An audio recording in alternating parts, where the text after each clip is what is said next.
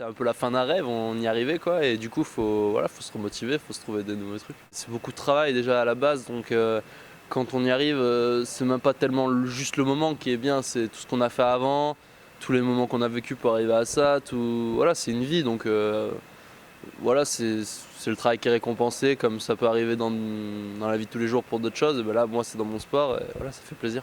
Le fait qu'il soit champion du monde, là, maintenant, c'est quelque chose que plus personne ne lui enlèvera. Par contre, c'est quelque chose que lui va devoir gérer. Tu passes d'outsider à leader de ta catégorie, tu es champion du monde. Quand tu montes sur un tapis de judo, tu es l'homme à battre.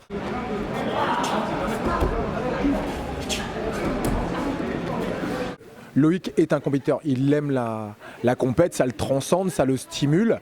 Et puis bah là, quand il a vu son tirage, aucun souci, voilà, ça allait se faire. Alors peut-être que lui était surpris aussi que ça arrive peut-être si tôt, mais il est fait pour ça. Et là, avec, je pense, lui, Tchirikichvili, avec qui il fait la finale, Penalberg, lui bat, là, ils vont être 3-4 à, à se bouffer le foie sur l'Olympiade.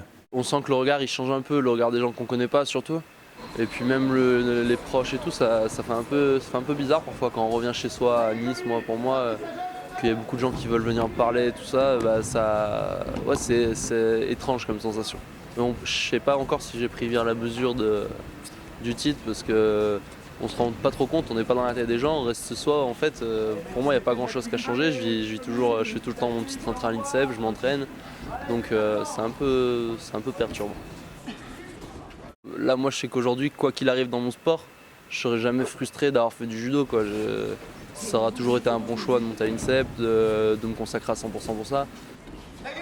C'est un rêve mais je continue, maintenant le but c'est d'en mettre d'autres et voilà, c'était une compétition, je vais pas non plus trop sacraliser le truc.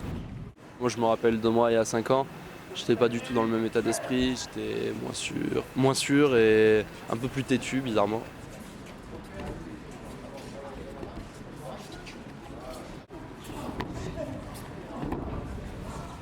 J'incite l'adversaire à se mettre sur les talons en le tirant à moi.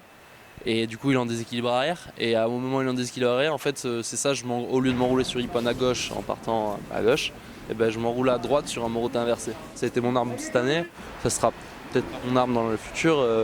Faut que je continue à évoluer, donc voilà. Mais en tout cas c'est un beau mouvement que je garderai dans ma panoplie judoka. Le Grand Chelem de Tokyo, là c'est un peu ma reprise. C'est là où je vais voir un peu où j'en suis. Bon après, il n'y a pas de... Je veux dire, c'est pas un objectif de saison ni rien, mais c'est un objectif sur du court terme.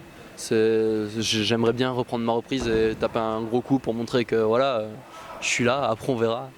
Si je suis pas là, tant pis, on se rentraînera. Et le but c'est quand même d'être fort en fin de saison, pas en début de saison. C'est important de briller quand même au tournoi de Paris, c'est le tournoi où il faut briller. Surtout que il y a mon papa qui l'a gagné, donc je veux pas qu'il me chante toute ma vie en me disant que je l'ai jamais gagné. Non, non, c'est la compète où il faut... Ouais, c'est une compète importante. Disons que c'est un peu là où on brille par rapport à la France. Voilà. Après, pour moi, c'est pas une finalité en soi, mais c'est important, on se fait un nom. Je veux dire, aujourd'hui, on gagne le tournoi de Paris, le lendemain, on a 200 demandes d'ajout sur Facebook. C'est un peu le moment où il y a une petite folie médiatique avec les championnats du monde et les Jeux olympiques.